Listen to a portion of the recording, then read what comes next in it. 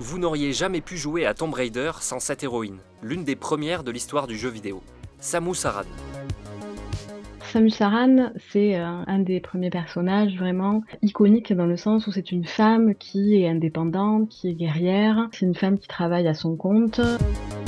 On est dans les années 80, les consoles arrivent dans les foyers et les jeux vidéo deviennent un loisir de masse. Quelques rares personnages féminins existent dans des jeux d'arcade. D'ailleurs, le saviez-vous, il a existé une Mrs. Pac-Man.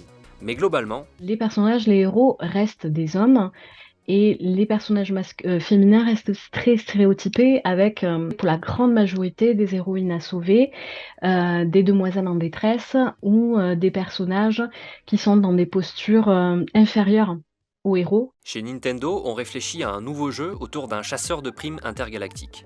Ce sera Metroid qui sort en 1986. Les deux créateurs du jeu veulent miser sur le mystère autour de la vraie identité du héros, jusqu'à parler de lui au masculin dans les instructions du jeu. Pour eux, le secret doit converger vers un moment fort. Le reveal de la fin où elle enlève son casque, on voit sa chevelure blonde et on découvre que c'est une femme. Les créateurs voulaient un retournement de situation et ont donc élaboré 4 fins différentes. Selon la rapidité du joueur pour finir le jeu, le personnage enlève son casque ou bien quitte son armure pour se retrouver en combinaison et même en maillot de bain. De ce que je me souviens, de quand j'ai fait mon historiographie dans mes travaux, ça a fait beaucoup parler et ça a marqué les esprits et je pense que aussi ça a été fait à l'époque pour que le jeu reste dans les mémoires. Metroid sort la même année que le deuxième volet de la saga Alien, tandis que le premier est sorti 7 ans plus tôt.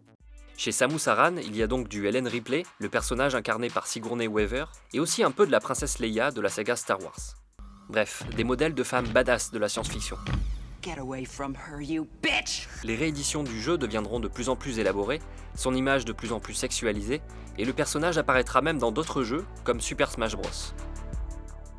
C'est une référence, mais même du côté des joueurs aussi, j'ai pu faire des entretiens avec des joueurs et c'est vrai que chez les hommes aussi, le fait que Samus Aran soit une femme, qu'ils aient pu se projeter en elle, comme dans n'importe quel personnage masculin, c'est quelque chose qui les a marqués aussi du côté des joueurs. De quoi normaliser les personnages féminins, dont certains deviendront emblématiques plus tard, comme Jill Valentine dans Resident Evil, Jade dans Beyond Good and Evil, et bien sûr Lara Croft dans Tomb Raider.